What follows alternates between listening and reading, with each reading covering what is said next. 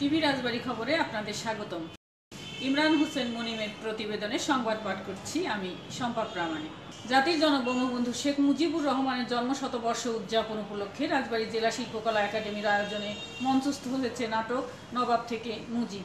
গত বুধবার সন্ধ্যা রাতে জেলা শিল্পকলা একাডেমি আয়োজনে ও একাডেমির রেপার্টরি নাট্যদল রাজবাড়ীর পরিবেশনায় মঞ্চস্থ হয় নাটক নবাব থেকে মুজিব। অজয় দাস তালুকদারের রচনা ও অসীম কুমার পালের নির্দেশনায় জেলা শিল্পকলা একাডেমিতে প্রদর্শিত হয় নাটকটি। 1 ঘন্টার এই নাটকটিতে 24 জন শিল্পী অভিনয় করেন। নাটকে গোপালগঞ্জের ছেলে নবাব থেকে মুজিব হওয়ার কাহিনী তুলে ধরার পাশাপাশি ইতিহাসের বিভিন্ন দিক ফুটিয়ে তোলা হয়। এ সময় রাজবাড়ীর অতিরিক্ত জেলা প্রশাসক মাহাবুর রহমান, রাজবাড়ী সরকারি আদর্শ মহিলা কলেজের অধ্যক্ষ দিলীপ কুমার কর, রাজবাড়ী সরকারি কলেজের উপাধ্যক্ষ অশোক কুমার ঘোষ, গ্রুপ থিয়েটার ফেডারেশনের সদস্য উত্তম কুমার সাহা সহ বিভিন্ন শ্রেণীর মানুষ নাটকটি উপভোগ করেন। ইউটিউব চ্যানেল টিভি রাজবাড়ী এর সংবাদ দেখুন এবং সাবস্ক্রাইব করুন। আমাদের সাথে থাকার জন্য ধন্যবাদ।